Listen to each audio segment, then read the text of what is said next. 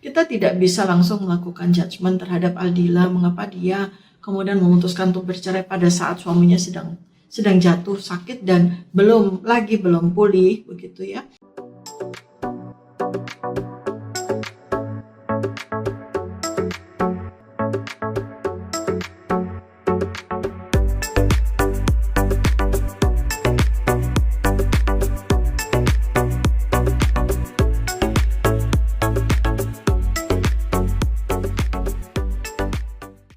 Ada kabar mengejutkan lagi tentang indra bekti. Beberapa hari terakhir ini media banyak menulis tentang gugatan cerai yang dilakukan oleh istri indra bekti yaitu Aldila Jelita kepada suaminya. Jadi Aldila memutuskan untuk mengajukan gugatan cerai ke Pengadilan Agama Jakarta Selatan.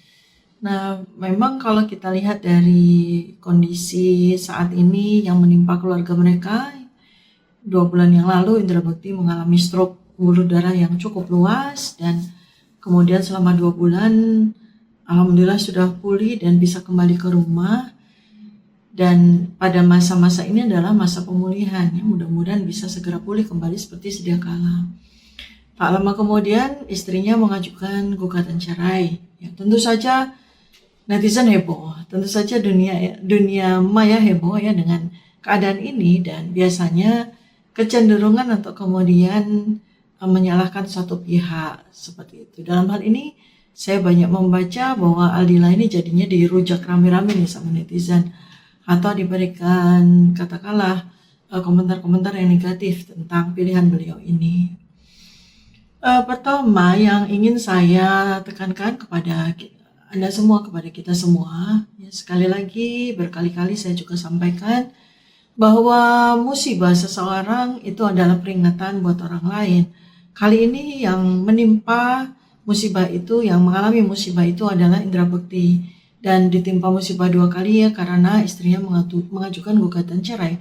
Artinya adalah musibah yang besar sekali tentunya, apalagi kalau nanti gugatan itu akan dikabulkan oleh Pengadilan Agama, ya. Artinya mengalami musibah 2 kali berturut-turut seperti itu ya indra bekti.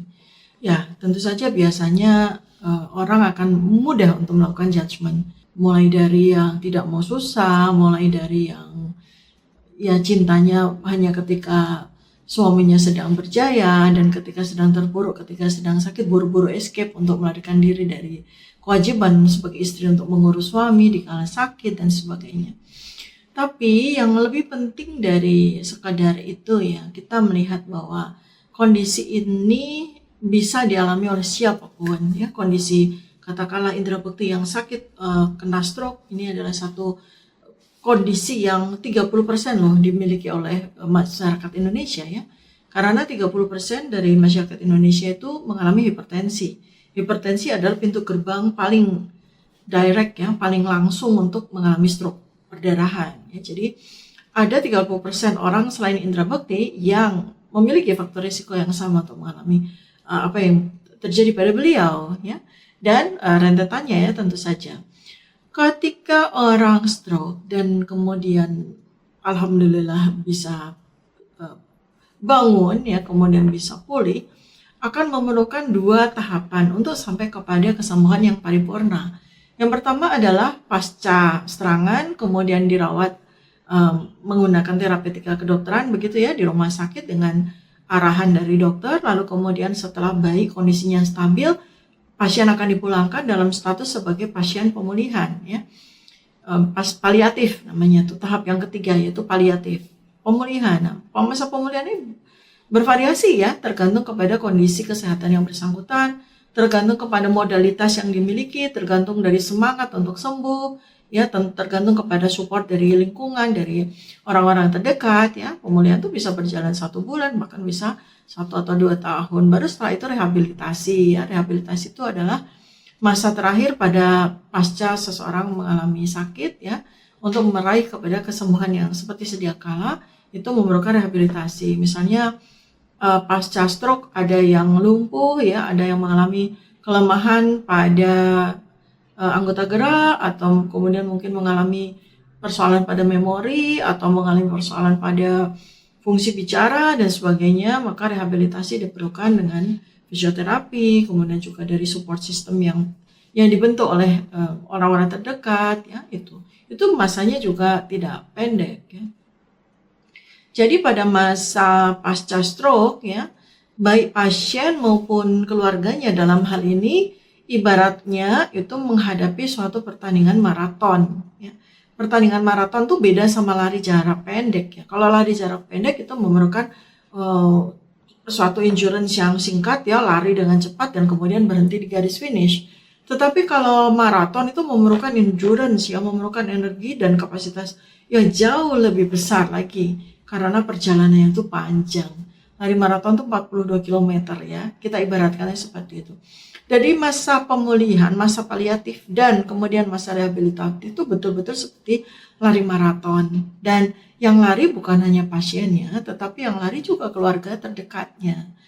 Dan tidak semua orang, ya, sanggup untuk mengalami hal ini. Jadi kita tidak bisa langsung melakukan judgement terhadap Aldila mengapa dia kemudian memutuskan untuk bercerai pada saat suaminya sedang jatuh sakit dan belum pulih, begitu, ya. Banyak sekali orang-orang di luar sana, apakah itu istri, apakah itu suami, ya, yang menghadapi kondisi yang sama. Pada kasus Indra Bekti kan yang sakit adalah suaminya, ya. Kemudian istrinya sudah melambaikan bendera putih, ya, tanda menyerah. Ada di luar sana banyak istri-istri yang juga mengalami kondisi sakit, dan kemudian suaminya juga udah melambaikan bendera putih, ya, sama seperti itu kondisinya. Dan ya sudah, itu kalau memang perceraian itu terjadi, ya sudah, itulah takdir, ya. Kita tidak usah harus terlalu banyak untuk memberikan komentar atau opini atau katakanlah tuduhan-tuduhan, karena kita tidak pernah tahu kondisi yang seperti apa yang terjadi. Jadi kita yang ada di luar arena, baiknya kita belajar saja, mendapatkan peringatan supaya tidak terjadi hal yang sama dengan kita di masa mendatang.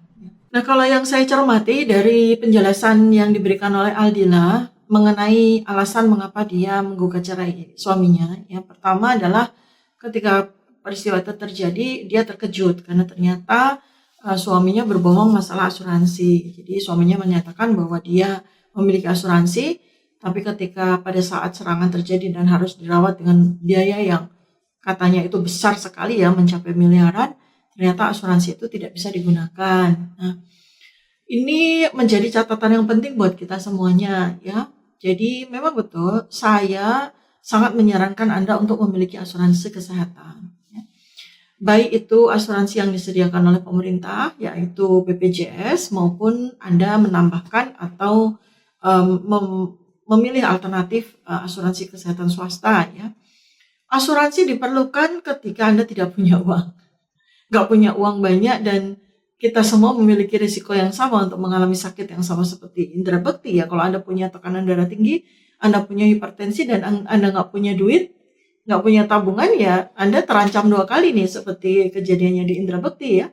Jadi ketika sakit, lalu kemudian membutuhkan dana yang besar sekali, ternyata Anda nggak punya tabungan, Anda nggak punya asuransi, kan itu waduh, kita bisa bayangkan seperti apa pontang-pantingnya keluarga untuk bisa memenuhi kebutuhan dana yang mesti diperlukan. Belum lagi nanti, ya, pasca sakit kemudian pemulihan dan rehabilitasi itu juga nggak sedikit, ya, biayanya. Banyak sekali, puluhan juta sekali dalam 1 bulan, ya, budget yang harus dikeluarkan oleh keluarga. Dan dalam hal ini karena Indra Bekti itu adalah kepala keluarga, ya, yang menjadi pencari nafkah, ya tentu saja itu menimbulkan beban yang luar biasa yang, ya, sepertinya tidak mampu ditanggung oleh istrinya, ya. Itu kan kondisinya begitu. Jadi pelajaran apa yang bisa kita dapatkan? Pertama adalah kalau Anda tidak punya uang banyak, tidak punya tabungan banyak, maka saya sarankan untuk segera mengambil asuransi, membereskan BPJS Anda, ya, pastikan bahwa BPJS Anda tuh lancar. Jadi anytime bisa dipakai gitu dan tidak harus kelimpungan, ya, di dalam pembiayaan, ya. Tetapi karena BPJS itu adalah asuransi pemerintah, ya, tentu saja Anda tidak bisa meminta mendapatkan fasilitas-fasilitas yang katakanlah serba luxurious, gitu, ya, VIP dan sebagainya, ya. Jadi Anda akan mendapatkan fasilitas yang baik, ya, seperti yang saya juga selama ini dampingi kepada para pasien di rumah sakit ya, yang sakit berat terutama itu sangat terbantu dengan BPJS ya, sangat-sangat terbantu. Biayanya hampir nol, hanya sekedarnya saja ya, dan itu sangat sangat worth ya, worth banget Anda memiliki BPJS. Nah, buat Anda yang nggak mau begitu aja dirawat di rumah sakit dengan kamar yang seadanya, dengan perawatan yang ya menurut Anda tuh jauh dari yang seharusnya Anda harus terima, ya Anda harus memiliki tambahan asuransi kesehatan swasta ya, dengan besaran premi yang sesuai dengan apa yang Anda mau. Tetapi itu masih jauh lebih worth ya, masih jauh lebih layak untuk diperjuangkan ketimbang Anda sama sekali nggak punya asuransi. Karena kita tidak bisa memastikan ya siapa sih yang bakalan sakit kalau kemudian hari. Apalagi dengan lifestyle, apalagi dengan pola makan yang ya rata-rata sama lah ya. Masyarakat perkotaan terutama yang sangat nggak bergerak, yang disebut sebagai sedentary lifestyle person ya, yang hidupnya tuh nggak bergerak kecuali jari-jari buat ngetik ya, jari-jari buat chat, jari-jari buat melakukan kegiatan pekerjaan di gadget masing-masing ya. Jadi memang saat ini semua orang, terutama di perkotaan itu mengalami yang disebut sebagai sedentary lifestyle. Hidup yang tidak bergerak, dan ini menimbulkan risiko yang berlipat-lipat untuk mengalami kejadian stroke yang sama seperti Indra Bekti. Ya, makanya harus Anda perhatikan baik-baik ya, buat Anda yang memiliki risiko yang sama, Anda memiliki underlying diseases ya, memiliki komorbiditas, seperti misalnya Anda hipertensi, diabetes, obesitas, Anda memiliki penyakit kardiometabolik misalnya seperti kolesterol tinggi atau trigliserida tinggi atau asam urat tinggi, ya artinya Anda memiliki risiko besar untuk mengalami stroke ya. Itu yang harus Anda waspadai betul. Soal asuransi ya. Ya ini peringatan ya, peringatan buat kita semua. Anda mau dapat peringatan ini atau harus mengalami hal yang sama dengan Indra Bekti sebelum sadar ya? Ya sudah ubah dong dengan drastis ya. Keadaan kita yang sedentary lifestyle ya kita dedikasikan waktu dari 24 jam waktu kita untuk bergerak lah selama sekitar mungkin 2-4 jam. 2 jam untuk benar-benar exercise, olahraga. 2 jam berikutnya ya Anda banyak aktif ya, ambil makanan sendiri, jalan ke sana kemari. Kalau Anda ke kantor juga mobilnya itu diparkir jauh sehingga Anda masih punya kesempatan untuk berjalan jauh. Lalu ya ambil ya kesempatan-kesempatan yang ada untuk bergerak. Ya. Saya juga baru tahu olahraganya Britney Spears ya, dia lagi sakit gitu. Olahraganya Britney Spears untuk bisa melangsingkan badannya, dia memilih untuk 2 jam setiap hari itu jalan ke mall muter-muter karena dia suka ke mall. Itu satu hal yang boleh saja untuk menjadi pilihan ya. Kalau Anda benar-benar nggak punya waktu untuk nge-gym atau untuk olahraga, ya sudah Anda muter-muter kantor aja misalnya gitu ya. Kantor diputerin ya sekitar 2 jam, bawa sneakers, atau ya mungkin seperti Britney Spears, Anda ke mall lalu keliling ke sana kemari dengan jalan cepat ya, atau brisk walking ya, nyatanya itu juga efektif ya. Tapi tentu saja saya lebih menyarankan Anda benar-benar mengambil sekitar 1 jam sampai 2 jam dalam sehari untuk benar-benar olahraga, bukan seperti yang tadi tuh ya, itu kan mencuri kesempatan ya untuk bergerak. Itu yang peringatan dan pelajaran yang harus segera kita ambil ya, supaya tidak terlambat dan mengalami kasus yang sama seperti Indra Bekti. Udah sakit ditinggal istri lagi. Selain Anda menghindari sedentary lifestyle ya, hal yang utama itu 70% faktor risiko mengalami penyakit-penyakit yang mematikan ya, penyakit-penyakit yang berat seperti stroke dan sebagainya itu adalah pasti pola makan. Anda udah tahu ya pola makan yang seperti apa, nggak usah neko-neko. Anda udah tahu bahwa komponen bioaktif ya yang memungkinkan Anda untuk sehat seterusnya dan terbebas dari sakit yang berat bahkan berisiko kematian itu terdapat pada tanaman-tanaman ya, buah-buahan, sayur-sayuran. Saya sudah membuat 7 kategorisasi ya, yaitu biji-bijian ya, buah-buahan, umbi-umbian, sayur-sayuran, kacang-kacangan ya, bunga-bungaan dan rempah-rempahan. Itu yang kita berikan kepada tubuh kita setiap hari dan nggak usah harus mengada-adakan. Jadi yang ada aja gitu. Biji-bijian ya, Anda makan nasi diganti menjadi nasi merah atau nasi hitam dan diselingi dengan umbi, diselingi dengan singkong, diselingi dengan non beras, non nasi ya, atau porang, shirataki seperti itu. Lalu kemudian buah-buahan itu harus dimakan setiap hari, nggak usah yang mahal-mahal. Yang bisa ditanam di rumah itu sudah cukup banget ya, pepaya atau pisang atau jambu, yang mudah-mudah saja, yang murah-murah saja, buah-buah lokal saja. Yang penting Anda makan buah setiap hari, lalu sayur-sayuran. Sayur-sayuran juga nggak usah harus mengada-adakan yang nggak ada. Yang ada aja, yang ada di pasar, yang ada di warung, yang ada di nggak usah harus mengada-adakan. Yang gampang dipetik lah ya. Kalau bisa di rumah itu Anda tanam singkong, jadi makan singkongnya dapat, makan daunnya dapat, lalu pepaya Anda dapat buahnya, Anda dapat daunnya juga yang penuh dengan nutrisi ya. Yang lain-lain juga kan, misalnya pisang ya, jantung pisangnya bisa Anda konsumsi sebagai sayuran yang sehat ya. Lalu yang lain-lain yang gampang lah, pohon-pohonan yang daunnya bisa dijadikan sebagai sayur itu adalah prioritas kita saat ini. Nggak usah harus hidroponik. Kalau Anda punya ilmu boleh, kalau Anda punya fasilitas boleh, Anda punya apa ya, passion boleh ya. Tapi sayang kadang-kadang cuma berhenti bikin infrastrukturnya, lalu sebentar tanam lalu udah gitu mangkrak ya. Saya lebih sarankan Anda sebaiknya investasi dengan menanam pohon saja yang tidak memerlukan perawatan yang bagaimana yang menyulitkan Anda, nggak perlu pupuk, nggak perlu pestisida ya, dia tumbuh sendiri, lalu Anda bisa dengan mudah ambil daunnya untuk dijadikan sebagai sayur, misalnya pohon kelor ya, yang cepet aja gitu, daun pohon mangkokan ya, lalu macam-macam lah, ada ya daftarnya itu. Kalau Anda rajin untuk melihat di YouTube saya, Anda udah bisa dapat. Jadi itu yang dua hal utama itu ya, sebagai peringatan buat kita. Ya, jangan sampai kita mengalami kejadian sama seperti Indra Bekti ya.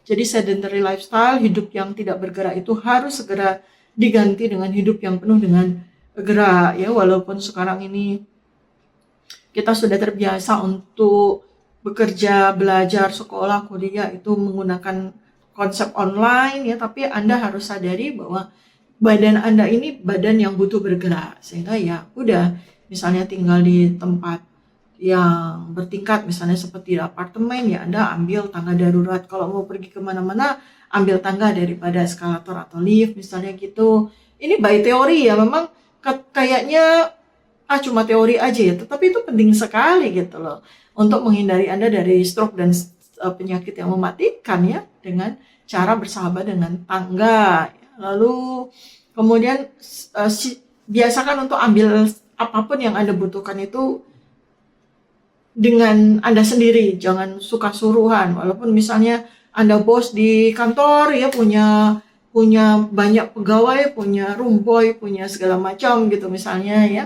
punya office boy gitu ya. Ya silakan Anda coba ambil sendiri kebutuhan Anda, selain gitu ya. Atau di rumah Anda punya ART banyak, tetap ambil sendiri, minum ambil sendiri, makanan ambil sendiri, masak sendiri nih buat ibu-ibu terutama ya. Jangan mudah untuk tergantung kepada siapapun. Nah, dengan cara seperti itu maka kita akan tertrigger ya untuk bergerak paling kurang 2-4 jam. Lalu jangan pernah lupakan untuk olahraga, itu menjadi hak dari tubuh kita. Berapa banyak olahraga kita? 1-2 jam per hari ya. 1-2 jam per hari. Ya, itu sangat-sangat cukup untuk tubuh kita. Kembali kepada keluhan dari Mbak Aldila Jelita ya. Satu, soal asuransi, kemudian yang kedua, kita masih ingat ya berita beberapa hari setelah suaminya masuk rumah sakit, itu beliau kemudian membuat open donasi. Nah, sepintas kita kan berpikir gitu ya, para netizen kan rame gitu. Lah, orang kaya, mobilnya aja masih Alphard, rumahnya juga masih rumah mewah di pemukiman mewah di Jakarta. Kok open donasi itu bagaimana? Memilih rumah sakit juga rumah sakit yang mahal gitu. Nah, ini balik lagi ya, kalau kita ini melihat orang itu melihat sesuai dengan apa yang menjadi persepsi kita. Padahal belum tentu loh yang dialami oleh mereka itu seperti yang kita bayangkan. Wah, saya punya banyak sekali pengalaman dengan banyak pasien, dengan banyak orang ya, yang rumahnya itu di tempat yang prime places di Jakarta ya, seperti di Menteng, Kebayoran, di tempat-tempat yang prime places di Jakarta lah gitu ya. Kita bayangkan bahwa dia orang kaya dengan rumah yang megah dan mobil yang bagus. tapi ternyata sama sekali nggak punya uang. Tuh banyak sekali dan nggak punya asuransi. Karena asuransi yang nggak dibayar, banyak sekali kejadian seperti itu. Sehingga ya dari mana itu kok bisa gitu loh. Kalau kita berpikir ya, karena semakin tinggi derajat hidup seseorang itu semakin banyak loh pengeluarannya. Jangan dikira ya. Jadi penghasilan itu dikejar oleh pengeluaran. Jadi ada orang yang sepintas langsung sepertinya karirnya bagus ya, sepertinya menekuni satu bidang yang penghasilannya besar, tapi hutangnya ternyata juga besar ya. Pengeluaran juga luar biasa besar sehingga praktis dia nggak memiliki cukup banyak uang. Itu banyak sekali terjadi. Jadi ini juga peringatan buat kita semua ya. Sama saya, Anda itu mendapatkan peringatan betul. Kalau hanya Aldila kan nggak punya uang sehingga harus open donasi, ya berarti nggak menjamin tuh orang yang tinggal di rumah mewah, dia tinggal di rumah yang wow gitu, dengan mobil yang wow juga nggak taunya sudah tergadai semua ya, sertifikat rumah sudah tergadai, mobil BPKB-nya juga sudah tergadai ya, jadi atau masih leasing ya. Nah itu kan kita nggak ngerti ya kan, nggak bisa begitu aja, oh dijual aja mobilnya atau dijual aja rumahnya. Orang-orang yang Anda lihat sepintas ya di Instagram atau di sosial media yang lain itu wow, hidupnya kelihatannya mewah dan sebagainya. Utangnya banyak yang Anda nggak tahu aja. Pusing aja tuh setiap hari untuk mikirin padahal tinggal di rumah mewah. Jadi ini adalah sekaligus pelajaran ya buat kita semua. Kalau bahasa Jawanya tuh wang sinawang. Jadi apa yang kita lihat tuh belum tentu seperti apa yang kita bayangkan. Setiap orang itu memiliki kesulitan masing-masing. Sehingga ini pelajarannya bahwa kita nggak bisa begitu aja menjudge. Ini menjadi peringatan buat kita. Misalnya judgement pertama, oh mereka itu ada kan ya, ada satu sosok selebriti yang memberikan komentar tentang gaya hidupnya Indra Bekti ya. Wah dia kan memang hedon banget, dia kan memang ini banget, nggak bisa jaga finansial, nggak bisa jaga keuangannya ya, cenderung sangat boros, suka berfoya-foya seperti itu. Nah, ambil itu sebagai pelajaran buat kita ya. Berapapun besarnya uang yang kita terima setiap bulannya, sebisa mungkin sekuat tenaga kita sisihkan untuk tabungan. Dan sekali lagi jangan lupa punya asuransi kalau Anda memang nggak punya duit banyak, ya punya asuransi kesehatan. Kalau Anda nggak punya tabungan banyak atau sekarang ini sama sekali nggak punya tabungan, usahakan sebesar apapun kita harus wajib untuk nabung. Karena nabung itu kan sedikit-sedikit lama-lama menjadi bukit ya, kita nggak terasa gitu. Setiap hari mungkin ya sesuai kemampuan Anda lah. Anda bisanya setiap hari nabung 10.000 ya lakukan 10.000 secara rutin. Anda nabung bisa 50.000 ya lakukan 50.000 secara rutin. Anda bisa nabung 100.000 ya lakukan nabung 100.000 setiap hari secara rutin dan biasakan itu jadi satu habit keluarga. Jadi terapkan juga kepada anak-anak. Terapkan kepada anak-anak ya pentingnya menabung, ya pentingnya menabung. Dan ini menjadi pelajaran buat kita semua, nggak cuma saya ngomong doang nih ya. Artinya pelajaran betul ya. Oh iya, kita harus punya tabungan, kita harus punya satu apa ya? Katakanlah kita nggak boleh ya selalu kelimpungan setiap saat, apalagi pada kondisi-kondisi yang sangat krusial seperti yang terjadi pada keluarga Indra Bekti ya. Dan itu kan yang dikeluhkan juga ya oleh Aldila ya. Jadi memang nggak punya uang gitu. Nah ini kan peringatan, mudah-mudahan baik Indra Bekti maupun Aldila itu sama-sama belajar. Terutama Mbak Aldila ya, karena sekarang dia memutuskan untuk bercerai dari suaminya yang sedang jatuh sakit dan mungkin juga nggak ngerti ya bangkrut atau bagaimana gitu ya. Tapi nanti kehidupan masa mendatang, Mbak Aldila yang masih muda mungkin akan menikah lagi, ya belum tentu juga suaminya sehat, belum tentu juga suaminya nggak kena stroke ya, belum tentu juga suaminya makmur dan punya duit banyak ya. Jadi Mbak Aldilanya harus belajar juga bahwa dia tidak boleh menggantungkan apapun kepada laki-laki, kepada suaminya. Justru dengan dia memilih untuk bercerai, artinya dia sudah siap untuk menjadi seseorang yang mandiri ya, tidak harus bias gender ya, bahwa seorang perempuan tuh harus boleh tidak mandiri, nggak boleh. Zaman sekarang tuh semua harus mandiri. Mau laki-laki mau perempuan semua tuh harus mandiri, harus berdaya. Ya, ini pelajaran. Jadi Mbak Aldila jangan sampai nanti jatuh ke lubang yang lain ya. Udah Ya dalam perspektifnya tuh dia keluar dari lubang ini yang karena suaminya terpuruk sakit, kemudian juga nggak bisa kerja dengan maksimal, maka dia lari dari lubang itu, kemudian ternyata dia terperosok di lubang yang sama. Nggak taunya ternyata dia yang punya masalah kan bisa juga ya. Jadi selama ini dia nggak bisa ngatur keuangan, yang selama ini dia nggak punya tabungan, yang selama ini dia mungkin hidupnya foya-foya hedon, nah kita nggak tahu. Ini karena selebritis ya kita boleh ya untuk mengambil pelajaran dari lifestyle mereka ya, kenapa kok kedodoran pada saat sedang memerlukan biaya besar ya. Jangan-jangan ada hal yang harus di review, jangan-jangan harus ada yang dievaluasi, dan itu sekali lagi menjadi pelajaran juga buat kita semuanya. Pelajaran berikutnya adalah jaga kesehatan baik-baik ya. Mau Anda laki-laki maupun Anda perempuan, jaga kesehatan Anda baik-baik. Mulai dari kapan? Mulai dari anak-anak ya. Jangan sampai Anda lengah dengan anak-anak Anda, karena Anda memberikan kepada mereka pola makan yang baik, contoh lifestyle yang baik dengan banyak aktif bergerak, banyak olahraga, menyukai olahraga, itu akan menjadi fondasi yang abadi bagi anak-anak Anda ya.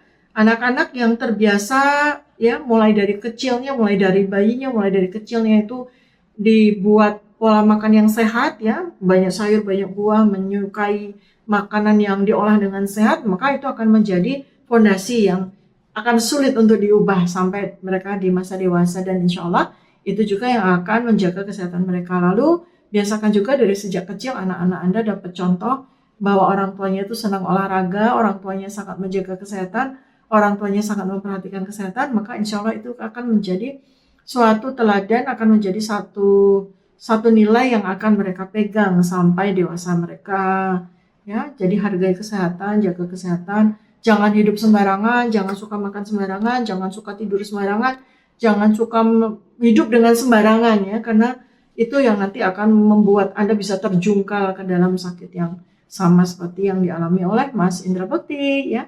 Jadi jaga kewaspadaan Anda terhadap kesehatan Anda masing-masing, baik laki-laki maupun perempuan, karena bisa aja ada istri yang jatuh sakit lalu ditinggal digugat cerai sama suaminya juga bisa kan gitu. Sekarang kali ini kan Mas Indra nih yang digugat cerai sama istrinya, bisa saja suatu saat ya, nauzubillah min dzalik, jangan sampai terjadi pada kita ya, tapi bisa saja kan ada istri yang kena stroke atau ada istri yang kena penyakit-penyakit yang berbahaya dan sangat-sangat